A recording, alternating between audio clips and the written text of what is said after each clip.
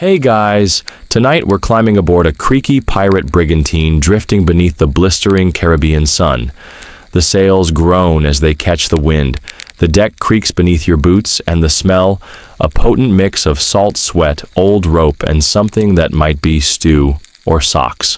You'll stand shoulder to shoulder with men who haven't bathed in weeks, who navigate by starlight and instinct, and whose version of a gourmet meal might make you whimper softly.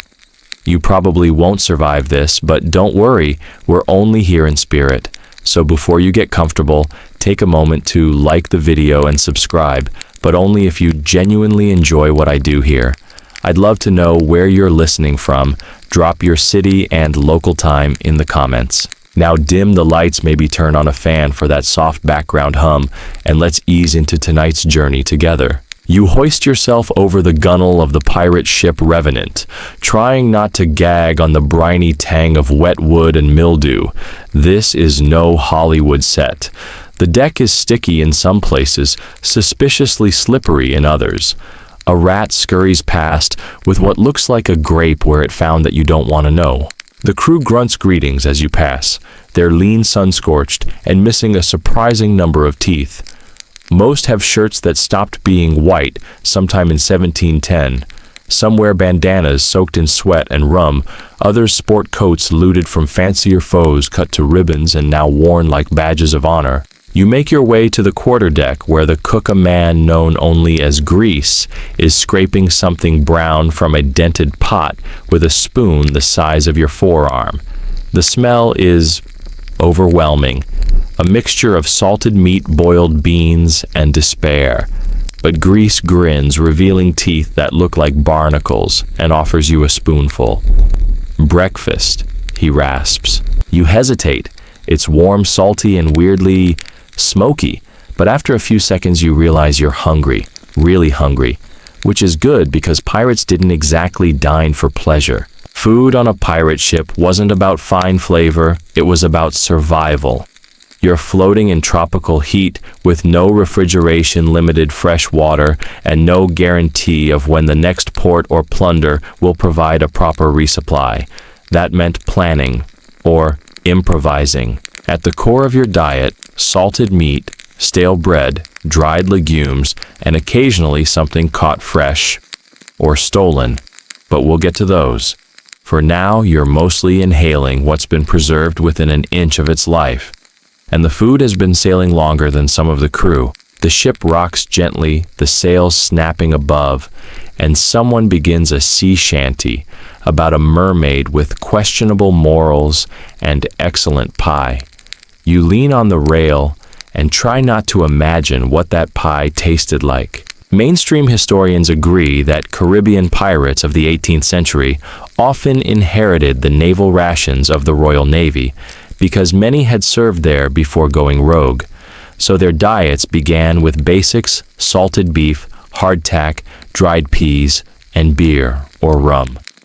A naval ship in good supply might have onions, cheese, oatmeal, even raisins. But pirate ships, you had what you could grab. What you couldn't count on was freshness. Meat and fish were salted to the point of leather. Bread came in the form of hardtack, which you'll meet properly soon, and everything edible attracted bugs, weevils, maggots, cockroaches the size of thumb bones, all part of the ecosystem. Pirates might also preserve fish by pickling or drying, but in the open hold of a ship with no ice, most things either spoiled or were consumed immediately. You learn very quickly that speed is your friend, unless it's a rat. Then speed is your enemy. Still, there's something poetic about it.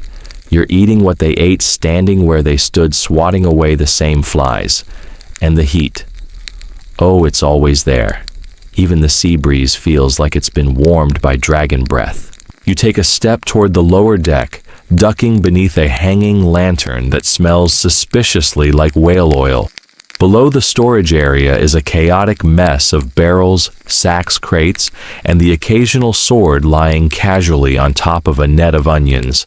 And in the far corner, the prized possession, a cask of rainwater wrapped in cloth to keep the sun out. One pirate is bent over it, muttering, "Just a sip for my throat," before dipping a tin mug in. You watch fascinated as he sips, sighs, and promptly adds a splash of rum. Apparently everything tastes better with rum, including hope. You may be wondering, why not fish more? Why not use the abundant sea around them to catch daily meals? Good question. The answer: pirates did fish, but only sometimes.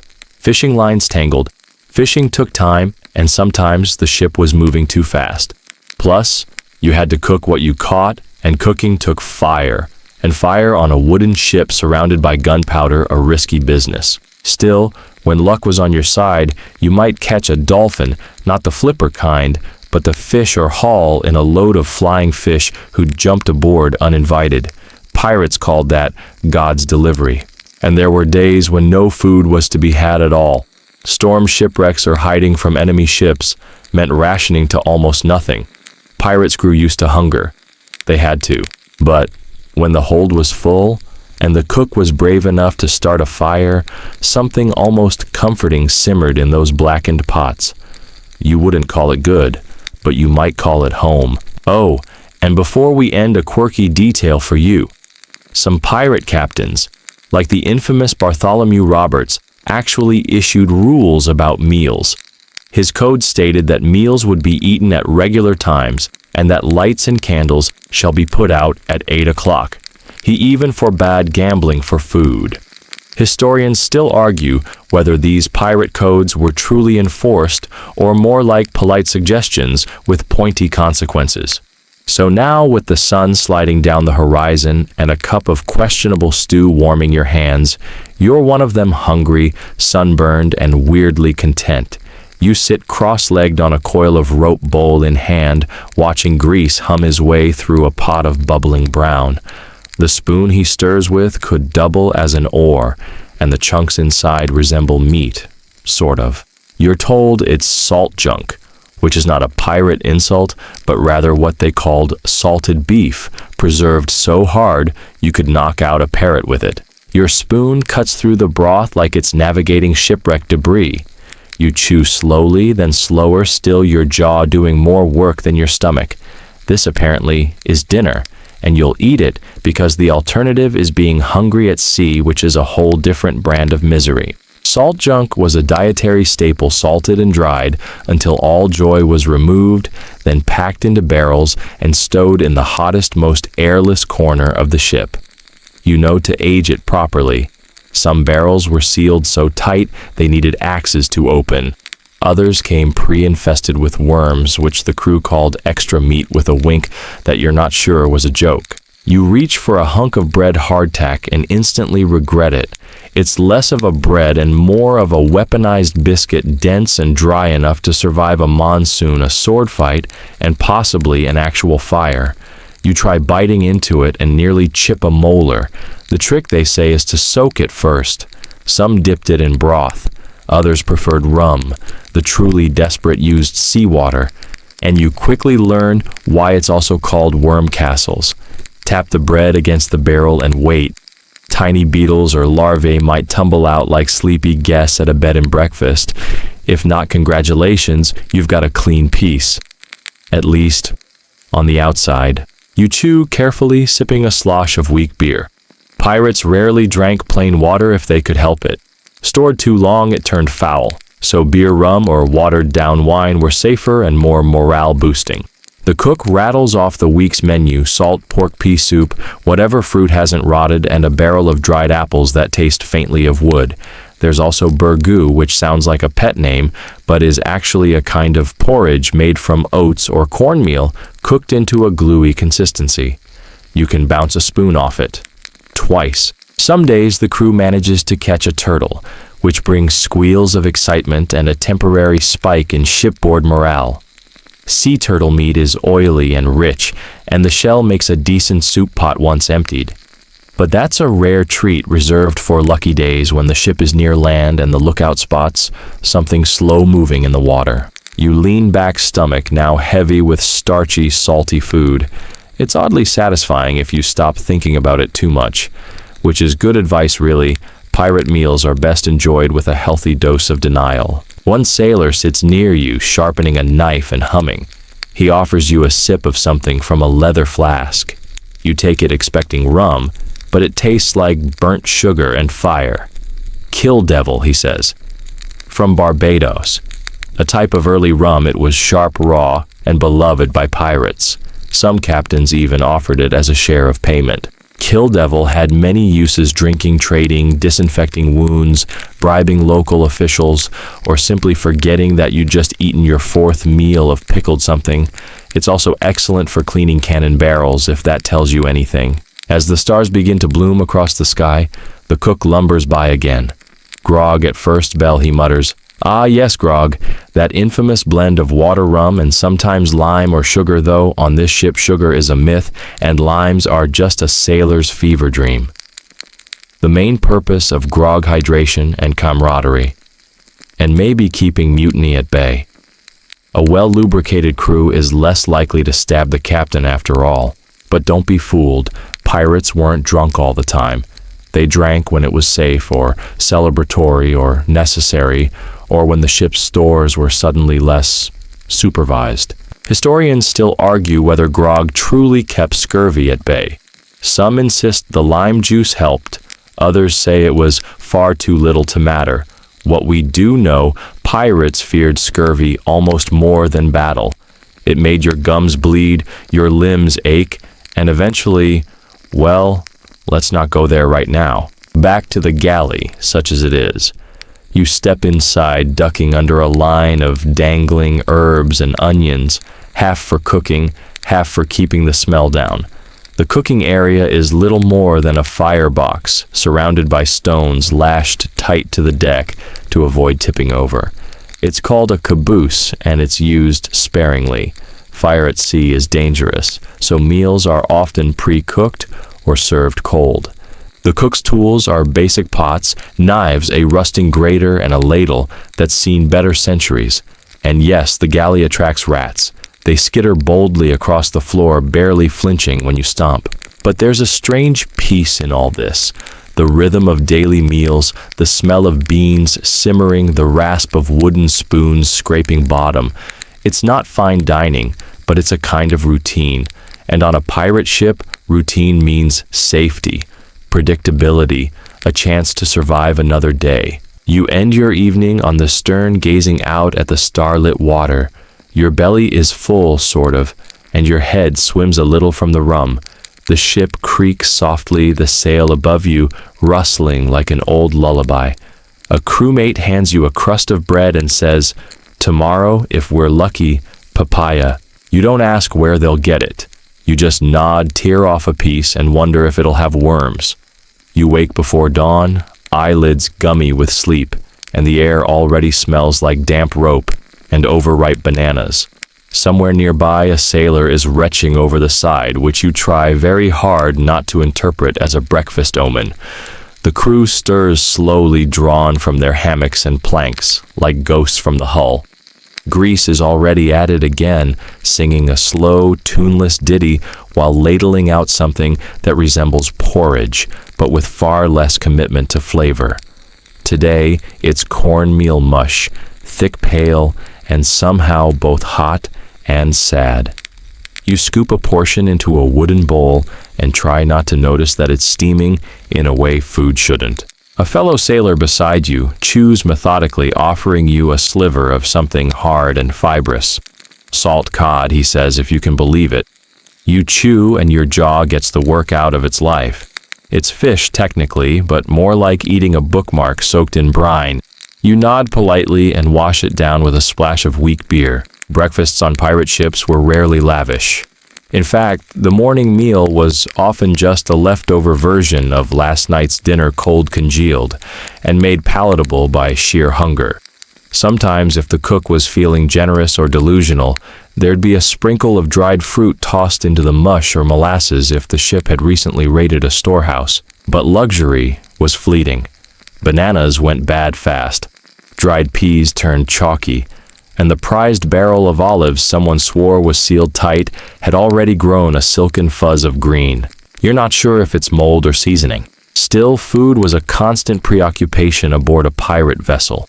Even more than treasure or battle or the next island, what the crew talked about most was eating. what they'd eat next, what they missed eating on land, what they once tasted at a Spanish port and never forgot. The fantasy menu was endless stewed goat-fried plantains, crusty bread fresh from an oven that didn't sway like a drunk. One crewmate recalls coconut stew in Jamaica. Another swears by fried shark he tried once in Nassau, cooked by a woman who smelled like cinnamon and lime. You just listen spooning cornmeal, slowly wondering if it's possible to hallucinate fried chicken purely from memory. The sea, meanwhile, has its own menu. Fish were sometimes caught off the side snapper grouper, whatever was foolish enough to bite. Lines were dropped, and if the waves were calm, someone might wrestle in a slippery prize. Cleaning and cooking the thing fell to Grease, of course, who once famously fried a barracuda in turtle fat and served it with stale biscuit crumbs as fish pie. You still haven't forgiven him for that. Shellfish, too, were gathered when ships anchored near shore. Crabs, mussels, conchs, easy to cook, harder to stomach if stored too long. Pirates also occasionally dined on iguanas, monkeys, and once very memorably, a large seabird that took offense and had to be chased around the deck by 3 sailors with a mop. Historians still argue whether these pirate diets were nutrient-rich or simply less awful than starvation. Some records suggest that Caribbean pirates compared to Navy sailors had more fresh food thanks to their pillaging and irregular schedules. Others point out that pirates often went weeks between meals that weren't entirely beige. Still, improvisation was the name of the game. Coconuts became both drink and dish. You'd pierce one open with a marlin spike drink, the water, then scrape out the meat with a spoon carved from bone. If you were lucky, someone might mash the meat into a paste with a few grains of sugar, forming a kind of makeshift candy. You stare longingly at a seagull overhead. Not because you want to eat it, but because it looks free. Today, Grease has promised something special, a stew. That's not unusual. He calls most things stew, but this one actually smells decent. It's a mix of plantains, dried beans, salt pork, and a suspiciously red powder he claims is spice. The crew lines up with their bowls, hopeful, murmuring like monks around a sacred pot. You get your portion and sit feet dangling over the side of the ship. The stew is surprisingly edible. The plantain is soft, the beans slightly overcooked, but warm, and the salt pork, while chewy, adds a much-needed savoriness. You'd cry if your body wasn't 83% sodium already. Mid-meal, a sudden shout breaks the quiet. A rat has gotten into the stores again, and half a barrel of rice is lost. The cook curses the captain's size, and someone mutters about stringing the little thief up by its tail. But what can you do? A pirate ship is not hygienic. Rats, cockroaches, and weevils are all part of the experience, like seasoning, but angrier. You recall your first week aboard when you discovered maggots in the flour. A grizzled old sailor just shrugged and said, "Adds texture. You've never trusted pancakes since." Despite the hardships, there's a strange satisfaction in finishing a meal with the crew. Wooden bowls clink softly. Someone laughs through a mouthful of beans. A shipmate tosses you a bit of dried mango, hard as coral but sweet if you suck on it long enough. It's communal, it's primitive, it's deeply human. A crew member tells a tale between bites about a pirate feast he once attended on the shores of Hispaniola. There was roast pig, pineapple wine, and music that shook the sand. He claims there were even dancers, though another pirate insists the dancers were just very limber goats. The facts of pirate life blur often with the fantasy, but maybe that's what keeps you going. The idea that just beyond the next horizon there might be a mango grove, or a market with spices, or a cook who knows what he's doing. Until then, there's mush and cod and the occasional stew that doesn't taste like rope. You take one last bite and lie back on the deck full in the way you get used to being full at sea, not satisfied, but no longer desperate. For now, it's enough. It's been 3 days since the last fresh food sighting, and the ship's mood has grown chewy, literally and emotionally. You've eaten enough hardtack to develop a grudging respect for rocks. Your molars feel like they're filing for early retirement, and you've started dreaming in biscuit form, your mother's face softly crumbling into sawdust. You sit below deck in the dim glow of a swaying lantern, nibbling cautiously at what might have once been cheese. It smells like a foot, but hey, that's protein. Nearby, a small cluster of pirates debates whether it's blue mold or just a blue mood. Either way, you eat around the edges and pretend it's fancy. The infamous ship's biscuit, or hardtack as sailors endearingly called it, was a staple. Baked dry and tough enough to outlive entire bloodlines, it was meant to last for months, even years. Often crawling with weevils, these biscuits offered a little extra crunch and the unique pirate pastime of bug spotting before biting. You knock the biscuit against the table to shake out the livelier bits before taking a bite. Crunch, slightly nutty, mild regret. But hardtack wasn't just food, it was entertainment. Pirates would tap out rhythms with it, stack them like cards, even use them in friendly betting games. One sailor once used his to swat a mosquito, which might be the only time it performed a useful function. When meals ran low, as they often did, creativity was required. You hear whispers of grog bread made with watered-down rum and flour paste. It didn't rise, it didn't brown, it simply existed like a bread-shaped apology. Remember Grease, your beloved culinary tormentor. He's just unveiled a new dish, surprise stew. You ask what the surprise is, and he grins with too many teeth. No one got sick last time, he says cheerfully. You take a cautious sip and discover the surprise is raisins in a soup. Why? Still, the warmth feels good. You swallow carefully and try not to think about raisins as much as you are now. Pirates didn't go hungry in a romantic, noble way. They went hungry in the itchy, desperate chewing leather is a viable option kind of way.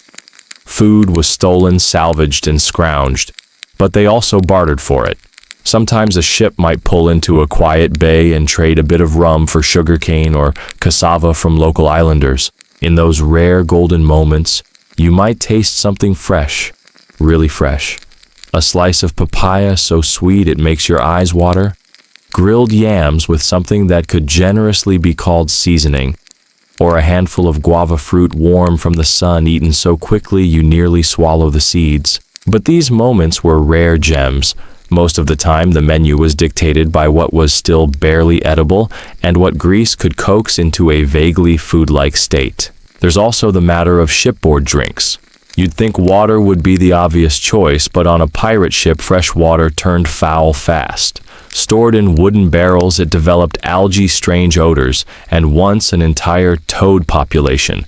Rather than risk amphibian-flavored hydration, pirates often turned to small beer or diluted rum, safer, tastier, and more likely to make you forget the biscuit. Grog became the drink of choice, rum cut with water, sometimes with a splash of lime if scurvy was whispering nearby. Add a sprinkle of nutmeg if available, and you've got a pirate cocktail worth toasting, albeit with one eye open for splinters. Historians still argue whether grog prevented more deaths than it caused. On one hand, it encouraged hydration. On the other, it encouraged sword fights over imaginary insults, and at one time, someone tried to steer the ship upside down. Still, it kept morale afloat. Some pirates even invented grog games like drink and guess the ingredient, which usually ended in laughter or unconsciousness. As the ship creaks along a salty breeze, slipping past the torn canvas sails, you settle in beside a barrel. You're not hungry, not exactly, but your body misses variety. You miss crunch that isn't mold. You miss fruit that isn't suspect. You miss the idea of salad, which feels like a storybook fantasy now. A crewmate shares a story of a French cook who once made rat fricassee for a starving ship. He skinned 'em, browned 'em in rum, served it with garlic, the sailor says wistfully, as if describing a long-lost love. Tasted like regret and hope. You laugh. The crew laughs. The rats do not laugh. Still, desperation bred invention. Pirates occasionally tried growing their own food on board small herb gardens in wooden crates or sprigs of mint planted in broken bowls. Not for salads, mind you, but to fight scurvy or flavor their grog. It was the 18th century version of meal prep. Of course, the sea rarely cooperated. Waves sloshed salt into the plants. The sun baked everything dry. Once a goat was kept on board to provide milk, it promptly kicked. The captain jumped overboard and swam ashore. It lived a better life than most of the crew. You roll onto your side and stare at the ship's ceiling. The wood is stained, etched with names and dates, carved by bored or lonely sailors. Some of them might still be aboard in a manner of speaking. Tomorrow there might be fish, or bananas, or just more hardtack with a charming infestation. But for tonight, your stomach has calmed. You've eaten enough to drift enough to pretend that tomorrow's menu will surprise you in a good way. And somewhere in the dark, someone plays a quiet tune on a flute carved from bone, and the ship hums with the slow, strange comfort of shared hunger and stories about slightly illegal cheese. The wind shifts, bringing with it a faint, musky scent of salt tar and something vaguely herbal. You wake slowly, not to the sun, but to the peculiar silence of a ship at anchor. It's rare, this moment of stillness. No shouting, no clattering of buckets, just the soft creak of wood and the occasional snore. You climb onto the deck, rubbing your eyes, and find the ship moored in the calm of a Caribbean inlet. Green hills shimmer in the morning light, and birds you can't name sing like they've never even heard of hardtack. Today's mission: foraging and resupply. Pirates didn't just loot ports, they scavenged the land. When supplies dwindled, crews made sure to collect anything vaguely edible: fruits, roots, herbs, and if they were feeling fancy, medicinals. You and a few others are chosen for the foraging party. Grease winks and hands you a small sack. If it grows and doesn't bite back, grab it. Simple enough. You slosh through the shallows and onto the island, greeted by the thick perfume of jungle air. The soil's rich, and the trees drip with edible possibilities. Plantains hang in lazy bunches, their yellow skins freckled and sun-warmed. You tear one off and take a bite, still a bit green. Chewy, starchy, but actual fruit. It's like your taste buds are waking from a coma. As you press deeper inland, you spot cassava plants, essentially underground treasure. The root is toxic if unprocessed, but pirates knew how to handle it, or knew someone who did. Shaved, soaked, pounded into meal, it could become cakes, porridge, or even flatbread. Historians still argue whether pirates learned cassava prep directly from indigenous islanders or adapted colonial recipes. What's more likely, someone desperate enough to eat raw root nearly died and screamed the recipe as a public service. Not far off, you spot a breadfruit tree, green orbs the size of your head nobbled like dragon eggs. Breadfruit could be roasted, boiled, or mashed into something almost like mashed potatoes. It was easy to harvest, grew in abundance, and didn't require seasoning to taste like something vaguely edible. Perfect pirate food. You gather what you can. A few yams, a handful of wild guavas, a pepper or two if you're feeling brave. Nearby, a crewmate holds up something leafy and declares it probably fine. That's the botanical standard here, probably. On the walk back to shore, the group trades stories about other landings. One time they found a hut full of rum, untouched and glowing like pirate Christmas. Another time they ran into a wild pig that chased them back to the dinghy. Still got the bite mark, a burly sailor says proudly, lifting his shirt to show a scar shaped like disappointment. Back on the ship, the galleys come alive. Grease claps his hands and declares today soup day. You're not sure what that means, but soon a giant pot of bubbling something is perfuming the air. There are yams, a few precious bits of salted pork, a single chopped chili pepper that makes one man cry openly and consider his life choices. As you slurp the soup, which is, to your surprise, excellent, you notice a crew member mashing fruit in a bowl. He adds a touch of molasses and rum, stirs it into a paste, and spreads it onto a bit of breadfruit. Pirate jam, he calls it. You try a bite. It's sweet, sharp, tangy, and strange, but your stomach sends up fireworks of approval. Food that doesn't crunch like regret revolutionary. Rum, as always, makes an appearance, not just in cups, but in food. Pirates soaked meat in rum to soften it. flavored stews with it, even preserved fruit in it. A kind of early rum compote made the rounds once, and someone jokingly called it Captain's Delight. It stuck. The dish didn't. You glance over and see a group of pirates attempting to make something like cake from ground cassava coconut shavings, and you guessed it, rum. It's gooey, undercooked, and slightly illegal in most modern jurisdictions, but they're smiling. One pirate tries to decorate his with a coin. Adds crunch, he says. You decline. Among the foraged finds, a few rare treats emerge. A type of wild ginger root. Some tamarind pods. These don't appear often, but when they do, even Grease gets excited. He pulls out a battered pan and sings softly as he cooks a lilting tune about a chicken that betrayed a captain. No one questions it. Food on pirate ships was more than survival. It was ritual. You start to notice it the way certain meals earn silence, others inspire stories. One sailor always sings before eating. Another mutters thanks to Neptune. And every now and then Grease presents a dish with a flourish, like a magician unveiling his grand trick. For your consideration, smoked yam surprise. You ask what the surprise is. He shrugs, that it's warm. Not exactly culinary innovation, but in this world, warmth is its own seasoning. As night falls, the ship rocks gently, stomachs fuller than they've been in days. There's laughter. The smell of smoke and tropical fruit hangs in the air. Someone passes a bowl of roasted plantain chips still warm, and you crunch quietly, letting the salt sit on your tongue. You think about how pirates survived, how they created meals out of scraps and strangers, how they turned necessity into improvisation. There were no recipes, no kitchen scales, just hunger and hope and a lot of trial and error, sometimes just error. Still, the stars above twinkle brighter tonight, and your belly feels content, if only temporarily. You curl into your hammock, fingers sticky with fruit dreams, already drifting toward that mythical Captain's Delight. You wake up with a strange taste in your mouth, somewhere between roasted plantain and last night's rum experiment gone wrong. But the ship's already bustling ropes, creaking men shouting over gulls, and above it all, Grease shouting something about emergency biscuit rationing. You sit up in your hammock, slowly piecing together the words biscuit emergency and rationing into something that sounds like bad news. Today's breakfast is hardtack. Again. You bite into it. It doesn't give. You gnaw. It still doesn't give.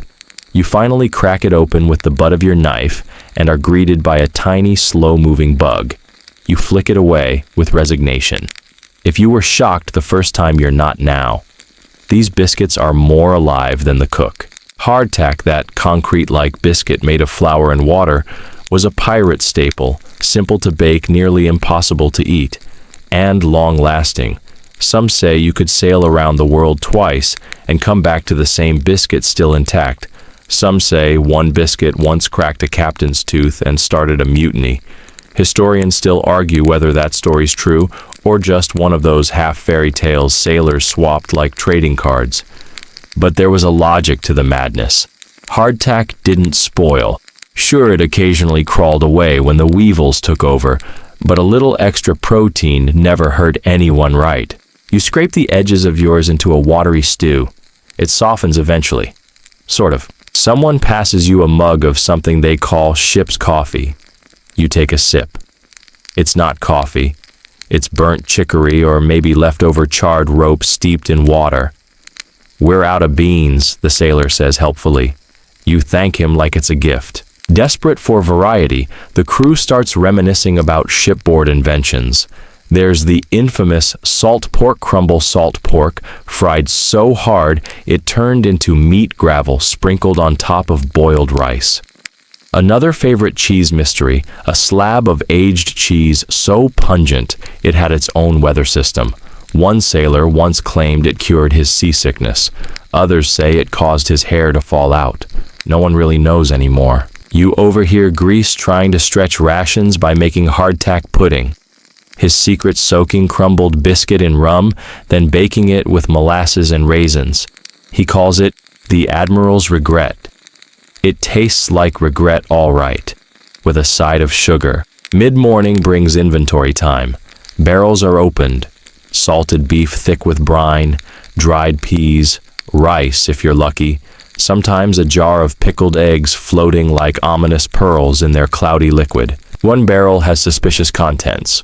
Grease opens it, sniffs, and immediately closes it again. What was it, you ask? Don't ask questions you don't want answers to, he replies. The smell lingers anyway. Not all meals were disasters, though. On better days, there were rice and bean stews, often cooked with the spice blend of the week, usually just black pepper and hope. Sometimes a rogue mango or coconut made its way into the mix, and suddenly the meal became a feast. The crew once found a crate of nutmeg on a captured merchant ship, and Grease went wild, seasoning everything with it for weeks. Nutmeg on pork, nutmeg on rice, nutmeg in the soup, he shouted like a street vendor. By the end of that phase, the crew begged him to stop. We're not a bakery, Grease. Still, there was creativity. In the absence of fresh dairy, pirates made milk from soaked rice or mashed coconut. Sometimes it worked. Sometimes it turned into a gray sludge that no one could quite name. A French pirate once claimed he'd made custard from coconut milk, sea salt, and old biscuit. It sets in your mouth, he declared proudly. It did, like glue. One time, the crew tried making fish cakes using dried cod biscuit crumbs and chopped herbs. The cakes were dense, like cannonballs dense. One poor soul dropped his overboard, and it didn't even float.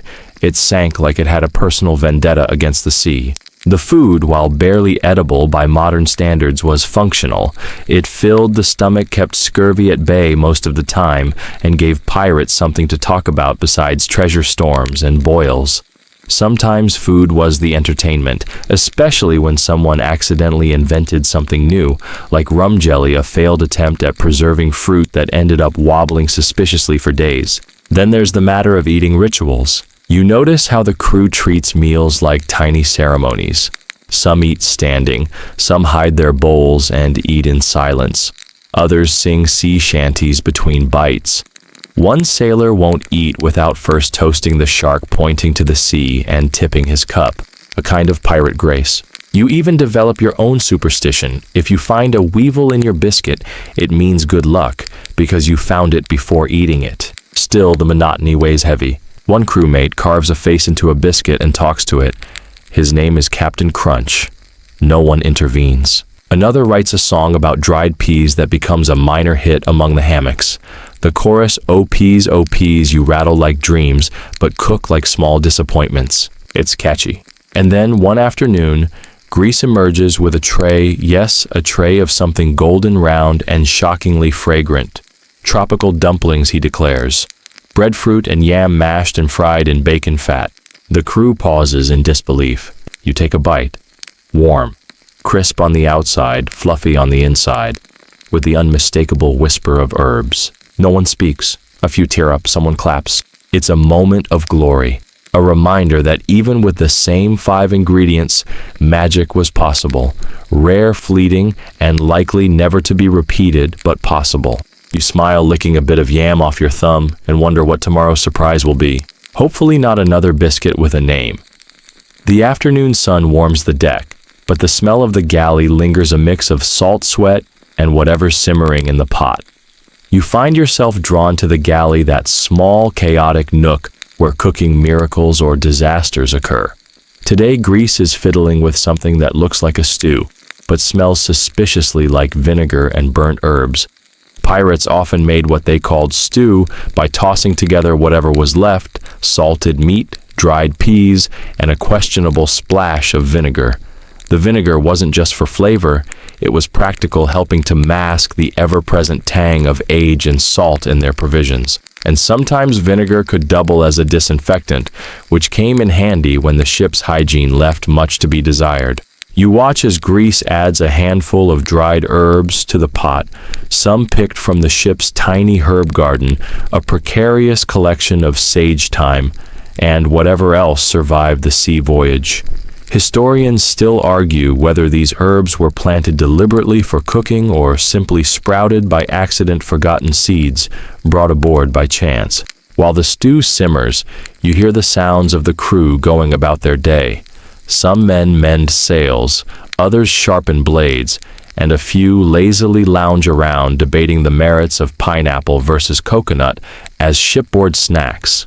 You overhear a grizzled pirate arguing passionately that coconut is the fruit of the gods capable of curing everything from thirst to broken hearts.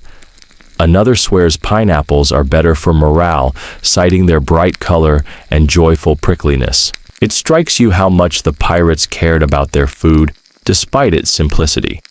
For many meals were the few moments of comfort in an otherwise harsh life at sea. Back at the galley, Grease ladles out the stew into wooden bowls, handing them around with a grin.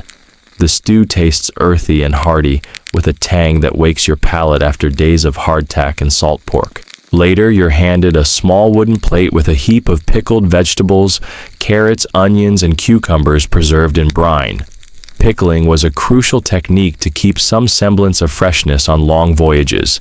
The pickles add a much-needed crunch and zing to the otherwise bland diet. One of the younger sailors excitedly shows you a jar of preserved tamarind paste, a treat pilfered from a recent port in the Caribbean. Tamarind's sweet-sour flavor was a rare burst of exotic sunshine in the daily gray of shipboard fare. The conversation turns to drink. Aside from rum, which was the lifeblood of morale, the crew sometimes brewed a rough tea from dried leaves and herbs. Some pirates swore by a tea made from lime leaves, claiming it helped soothe upset stomachs and even helped fend off scurvy. Others insisted it was just a fancy way to hide the taste of stale water. You try a sip, surprisingly bitter but refreshing. Pirates were resourceful when it came to beverages. When fresh water ran low, they would collect rainwater, sometimes storing it in barrels lined with charcoal to keep it from going stale too fast. Still, water on board rarely tasted like anything but salty sea spray. As the sun begins to dip below the horizon, the crew gathers for their evening meal. Tonight it's a rare treat, fresh fish caught that morning grilled over coals and seasoned with sea salt and a squeeze of lime.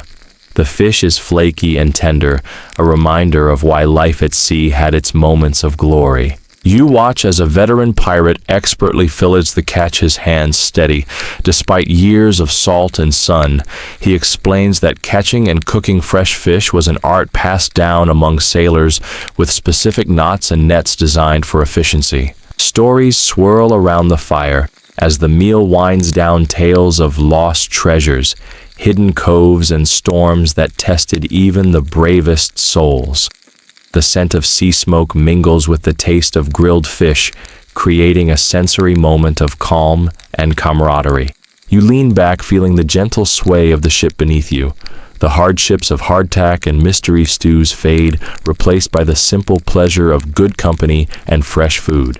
It's these moments, fleeting and rare, that remind you why pirates endured. For the taste of the sea itself, wild, unpredictable, and strangely comforting.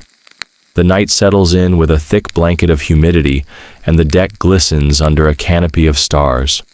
You find yourself drawn toward the lantern-lit galley, where the ritual of dessert unfolds in its own peculiar way. Pirate life rarely afforded sweets, but every so often they conjured a treat from their limited supplies, a sticky sweet concoction that felt like a stolen luxury. Today, the cook is whipping up a batch of hardtack pudding, a surprisingly popular dish made by soaking those infamous biscuits in water or milk, then mixing them with molasses or sugar if available. This was no fancy pudding, but to pirates starved for variety, it was a small comfort. The molasses, thick and dark, dribbles slowly into the mix, coating each crumb with a bittersweet richness. You learn that molasses came from the rum-making process and was often the cheapest sweetener aboard. Historians still argue whether molasses was just a waste product or an intentional ingredient in pirate cooking, but either way, it provided a vital touch of sweetness amid the salty and stale. As the pudding cooks over the fire, you notice a pirate carefully stirring in some dried fruits, raisins, currants, and even a few bits of candied ginger. These fruits were precious cargo, often traded from ports or pilfered during raids. Their chewy texture and bursts of sweetness punctuated the otherwise monotonous diet. Across the deck, the crew gathers around patiently, waiting for their share. You spot a grizzled old pirate, his face carved with years of sun and salt, who grins as he scoops a spoonful, proclaiming it better than gold. His laughter rumbles like distant thunder, a reminder that humor was as much a staple as the food. Nearby, a younger sailor attempts to impress his mates by balancing a spoonful of pudding on his nose, earning a mix of groans and chuckles. These small moments of levity kept spirits afloat even when the sea threatened otherwise. You remember the earlier debate about pirate grog and wonder how dessert fit into the larger picture of shipboard nutrition. Some historians suggest that sweets like this pudding were more about morale than sustenance, serving as brief escapes from the harsh realities of pirate life. With your spoon digging into the warm pudding, you note its thick, almost gluey texture, partly due to the soaking of hardtack, partly thanks to the molasses. There's a faint hint of spice, likely cinnamon or clove, both of which pirates prized for their ability to mask less pleasant flavors. After finishing your portion, a crewmate offers you a rare sip of coconut water collected from a stolen cargo. The cool liquid slides down your throat, refreshing and slightly sweet, a small reminder of the tropical islands you've sailed past. As the pudding disappears, the conversation drifts toward other desserts they've heard of or tasted. Tales emerge of Caribbean island fruits used to make jams and preserves, often traded with local communities or pilfered during quick raids. The cook then pulls out a small jar of sorrel syrup, a crimson liquid made from hibiscus flowers, which pirates would mix into drinks or drizzle over food for a tart twist. The syrup's vivid color glimmers in the firelight, a splash of vibrancy amid the dim galley. You feel the warmth of the fire and the gentle murmur of voices, punctuated by laughter and the occasional splash of waves against the hull. The night deepens, and with full bellies and softened moods, the pirates settle into their bunks, lulled by the rhythmic creak of the ship. Tomorrow promises more salt, pork, hardtack, and whatever the sea offers. But for now, the sweetness lingers, a small but significant rebellion against the austerity of pirate life. Dawn creeps over the horizon, painting the sky with soft shades of pink and orange as you wake to the sound of gulls and the salty tang of sea spray. The crew stirs, stretching and yawning, ready to face another day aboard their floating prison of wood and canvas. Today's meal plans revolve around the much-dreaded salted meat pork or beef preserved by layers of salt and hard sun, tough enough to double as ship rigging. You watch as the cook begins the laborious task of preparing this staple, pounding the meat with a mallet to soften it before boiling it into a gristly stew. The pot bubbles over the fire, sending waves of savory scent, mixed with the faintest hint of vinegar and bay leaves flavors added to mask the overpowering saltiness. Salted meat was essential for long voyages, but chewing through it was a trial of patience and gum strength. A quirky detail emerges as you notice a few pirates picking at the tough chunks, dipping them in sour beer, or, if lucky, a splash of citrus juice stolen from a captured supply ship. Historians still argue whether these acidic additions were common practice or rare treats, but their purpose was clear: to cut through the salt and make the meat palatable. Nearby, a sailor hums a low tune, perhaps an old shanty, as he gnaws on a piece of hard tack, softened just enough by soaking in the stew. The biscuit's stale crunch contrasts oddly with the rich broth, but for hungry pirates, texture took a back seat to nourishment. You recall tales of pirates who supplemented their diets with wild game caught on islands, iguanas, turtles, and even small birds, adding variety to their salty monotony. These animals provided much-needed protein and a break from the unyielding routine of preserved food. As the stew simmers, you notice the cook pulling out a small pouch of black peppercorns and a handful of dried herbs, which he crushes and sprinkles over the pot. Pepper was a rare luxury on pirate ships, often bartered in port or acquired during raids. Its pungent heat was prized not just for flavor, but also believed to aid digestion, a welcome boost for crews living on mostly preserved fare. You sip a small cup of the stew, the broth surprisingly rich despite the simple ingredients.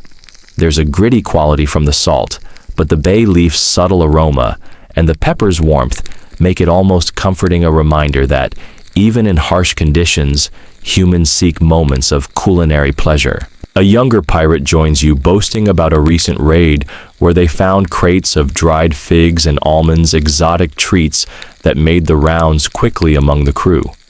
These small luxuries, while rare, lifted spirits and sparked brief celebrations before the grind resumed. You think about the challenges of shipboard cooking, limited freshwater scarcity of fuel for fires, and the ever-present threat of spoilage.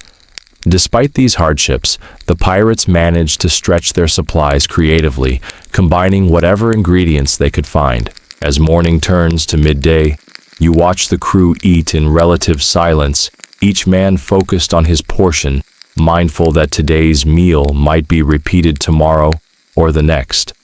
The stew, though humble, is a brief island of warmth in an otherwise cold and salty sea of survival. You're reminded of the ongoing scholarly debate about the nutritional impact of salted meat-heavy diets on pirate health. Some historians argue these foods contributed to scurvy and other ailments, while others believe the pirates' opportunistic scavenging helped offset deficiencies. By the time the stew pot is empty, the ship's bell clangs, signaling a return to duty, sails to trim, ropes to tighten, and lookout posts to man. The food may not have been gourmet, but it fueled a life that balanced danger and freedom in equal measure. The afternoon sun climbs higher, casting stark shadows across the ship's weathered deck as you find yourself observing the pirates' clever ways of squeezing flavor and freshness from meager supplies. Fresh food is a luxury on the high seas, yet the pirates have a secret weapon preserved: fruits, pickled vegetables, and dried herbs stowed carefully in barrels and crates. You watch as one pirate expertly peels a dried apple, its leathery skin tough but fragrant, and passes slices around the crew. These preserved fruits provide a sweet contrast to the salty stew they endured earlier and offer a small boost of vitamins that might stave off scurvy, that infamous scourge of sailors. The contrast between the sourness of pickled cucumbers and the dried apple's sugary tang is a small comfort in a monotonous diet. A curious observation catches your eye: a small jar of tamarind paste brought from a recent raid in the Caribbean islands. Pirates use it sparingly, mixing it into sauces or simply licking it straight for a sharp, fruity zing. Historians still argue whether tamarind was a staple or a rare treat in pirate cuisine, but its presence hints at the cultural exchanges taking place on these pirate ships. Nearby, the ship's cook pulls out a small bundle of fresh herbs, rosemary, thyme, and wild garlic grown in tiny pots on the quarterdeck, tended carefully during calmer days at sea.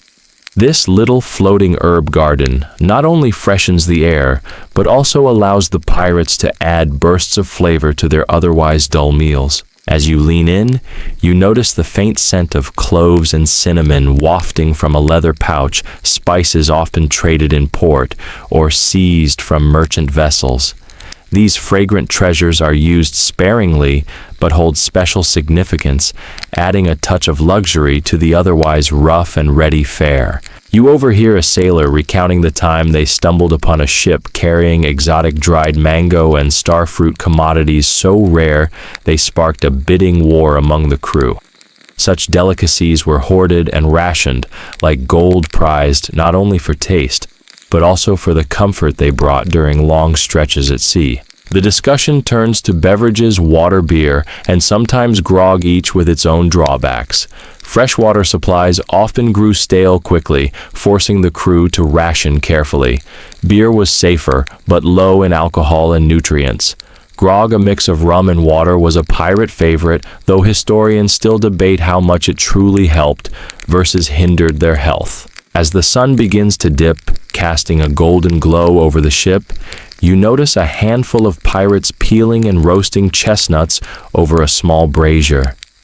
These nuts, foraged during brief island stops, were a popular snack their creamy texture offering a pleasant change from dried and salted staples.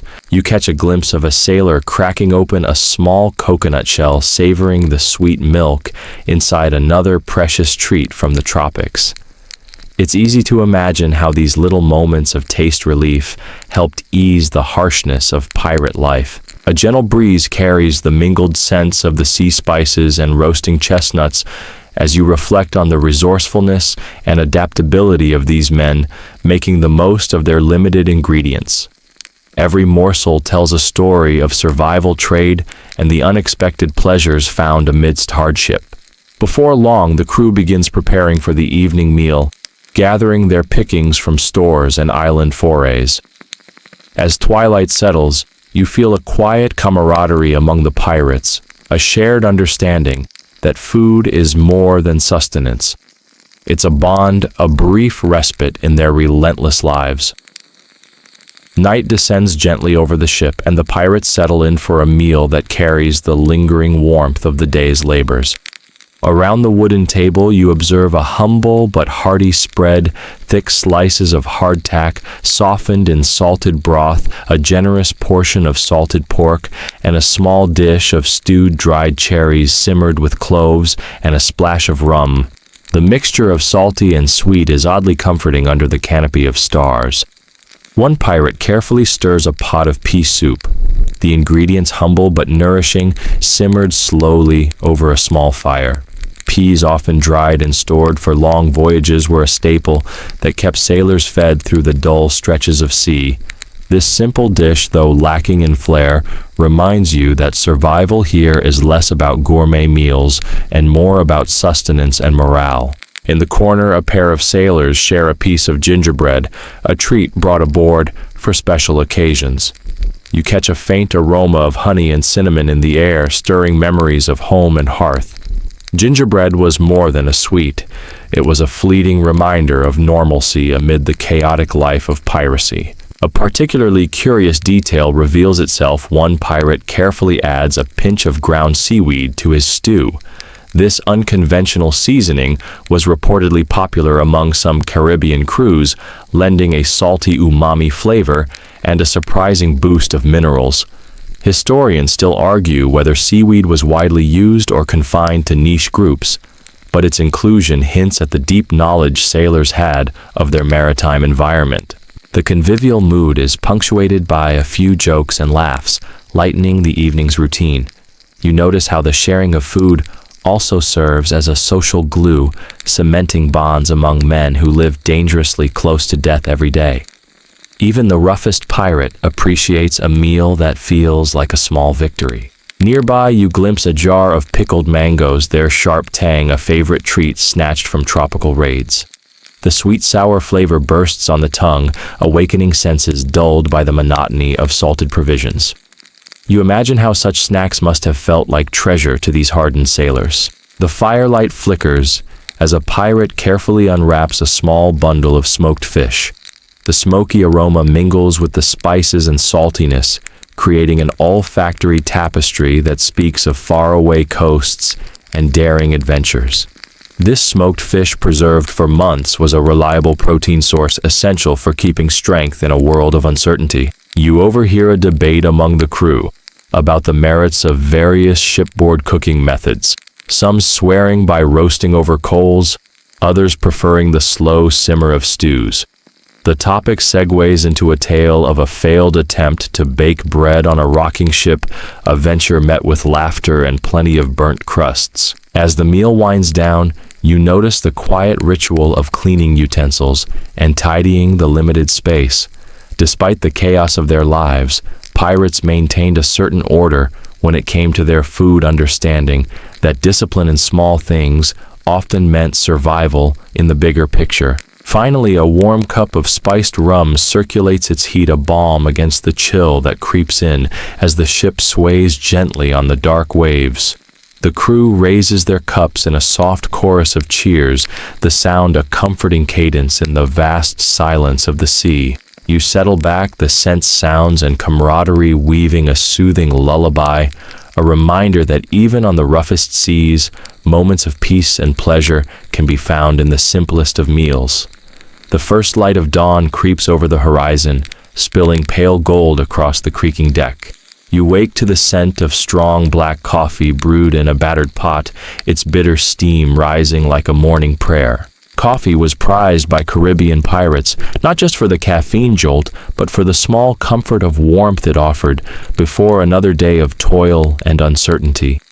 The crew gathers quietly, savoring the bitter sip in silence, or low murmur eyes still heavy with dreams of distant lands. A younger pirate unwraps a small bundle of cured cheese, a rarity stored carefully in oil to prevent spoilage. It's a luxury more often found on merchant vessels, but coveted among pirates who'd plundered such treasures on daring raids.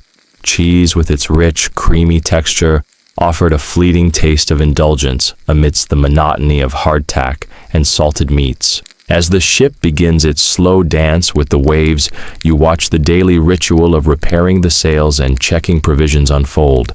The cooks prepare a simple breakfast stew of rice and dried bean staples that kept well in the humid Caribbean heat. This humble meal, though lacking flair, was essential to fuel long days under the blazing sun and unpredictable storms. An intriguing detail emerges. A handful of pirates take small, carefully measured sips from a bottle of homemade bitters, a concoction of herbs, roots, and spices believed to aid digestion and ward off seasickness. Historians still argue whether these bitters were as effective as claimed or simply a sailor's placebo, but their presence hints at the persistent search for remedies in a harsh environment. Nearby, a discussion unfolds about the mysterious ship's biscuit, the notoriously hard, dry cracker that once caused a sailor to chip a tooth just by biting into it. Despite its toughness, the biscuit was essential, often soaked in liquids or softened by stewing. The crew shares grumbles and fond stories about these culinary challenges, their banter a steady rhythm to the morning. You note the colorful scarves and handkerchiefs worn by some pirates, stained faintly with spice from meals past. These small touches speak of personalities and individual tastes, even within the strict routines of ship life. The sun climbs higher and the smell of frying onions and garlic wafts from the galley. The cooks are preparing a midday meal, promising a brief escape from the day's hardships. Meanwhile, the ship's cat prowls silently, hunting for a stray morsel or unwary rat, a living participant in the food chain aboard. You notice a small wooden box labeled tobacco and recall how many pirates paired their meals with a smoke, a habit believed to dull hunger and ease nerves during tense moments at sea. As the crew gathers around the table again, the atmosphere is relaxed but alert, the unspoken acknowledgement that every meal is a chance to regain strength for whatever comes next. You sip your imaginary cup of coffee, feeling the weight of centuries, and salty air wrap around you like a soft blanket. The sun dips toward the horizon, casting long shadows over the swaying masts and billowing sails. Evening on a pirate ship means the day's hard work slows, and the crew gathers for their last meal, often the simplest, yet most anticipated. Tonight, you imagine a pot of thick pea soup simmering over the fire, flecked with bits of salted pork and herbs gathered from recent shore excursions. Salted pork, a mainstay on any pirate ship, is both a blessing and a curse, preserved to last, yet often tough and overly salty. Pirates would soak it in water to soften the meat before cooking, an imperfect method, but one that brought much-needed protein to their diet. This process was a ritual in itself, a shared task that offered brief camaraderie amid the relentless sea. Nearby, the scent of burnt molasses drifts faintly from a small container. Pirates sometimes enjoyed a sticky treat called rapadura, a crude form of unrefined sugar that arrived via the Caribbean trade routes. This odd sweetness was prized not just for flavor, but as a quick energy boost during long watches. You watch as the ship's quartermaster carefully dispenses small portions of rum to the crew, its bitter warmth a comfort against the chill that sometimes crept in with the evening breeze. Rum's role aboard pirate vessels went beyond mere recreation. It was considered medicine morale booster, and sometimes even currency for minor transactions. A less-known fact surfaces: some pirates would mix their rum with lime juice, a practice that centuries later led to the nickname limey for British sailors. This blend helped stave off scurvy, a devastating illness caused by vitamin C deficiency. Historians still argue how widespread and effective this practice was among pirate crews, but it remains a fascinating glimpse into early naval health habits. You notice a scruffy, sun-weathered pirate carefully sharpening a wooden spoon, preparing to scrape every last bit of stew from the pot. This small act reflects the scarcity and thrift that defined life at sea. Waste was not an option. The gentle clatter of cutlery and low voices blend with the rhythmic creak of the ship, crafting a lullaby of maritime life. As you imagine the salty air mixing with the smells of cooking, you feel yourself drifting closer to sleep, wrapped in the quiet world of pirates and their humble, hard-earned meals. Night deepens, and the ship settles into a steady rhythm beneath a blanket of stars. The galley fire burns low, casting flickering light on tired faces as the crew prepares for the quiet hours ahead. Tonight's after-dinner ritual includes a special treat: dried fruits like figs and raisins, which pirates valued not only for their sweetness, but also for their long shelf life and small vitamin content. These little bursts of sugar offered a pleasant contrast to the heavy, salty meals of the day. Among the crew, there's a whispered tradition: a few slices of hardtack softened in rum or tea, eaten slowly while sharing stories of past voyages and lost treasures. This simple act was a comfort, a way to forge bonds amid the loneliness of the sea. The hardtack itself, a dense biscuit made from flour water and sometimes salt, was notoriously bland and sometimes infested with weevils, an unwelcome but common companion on these voyages. You can almost hear the creaking of the timbers as the ship sways gently with the waves, a constant reminder of life's precariousness. The mood is peaceful, but tinged with the knowledge that tomorrow will bring more toil, more searching for bounty, and more reliance on whatever food the sea and ports can provide. An intriguing detail floats up from historical whispers: some pirates reportedly carried live animals, such as chickens or goats, aboard to ensure a supply of fresh eggs and milk. Historians still debate how practical this was considering the cramped, salty conditions, but it speaks to the inventiveness of these seafarers. As you imagine the night stretching out, the comforting sounds of gentle waves lapping against the hull and the muted laughter of the crew start to lull you. The scent of salty air mingles with the faint hint of tobacco smoke, a small luxury for many pirates during their rare moments of rest. Your thoughts slow drifting, like the ship itself caught between the hardships of survival and the small joys that made pirate life bearable. The steady pulse of the ocean invites you to relax, breathe deeply, and sink into the calm. As dawn nears, the world softens into shades of pale blue and gentle pink, the first light teasing the horizon, while the ship rocks slowly on the calm sea. The pirate's day begins again, but for now you linger in this quiet moment, wrapped in the cool morning air and the comforting rhythm of the waves.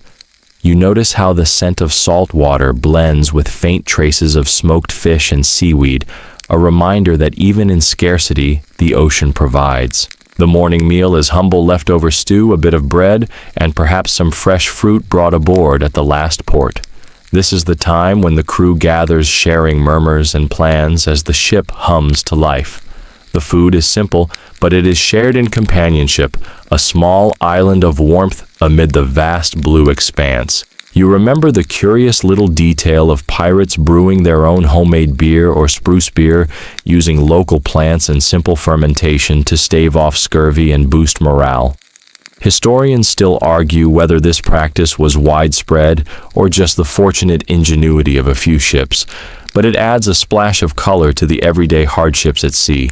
As the sun rises fully, you take a moment to breathe in the salty air, letting the story settle deep into your mind. The slow, rhythmic life of these 18th century Caribbean pirates, so far removed from the myths of gold and gunpowder, feels more real, more human. It's a tale not just of danger, but of resilience, camaraderie, and the small pleasures found even in the most rugged conditions. Now dim the lights, maybe turn on a fan for that soft background hum, and let your mind drift gently with the waves. The sea has spoken its quiet truths tonight, and you are safely carried along its endless, soothing tide. Good night. Sweet dreams.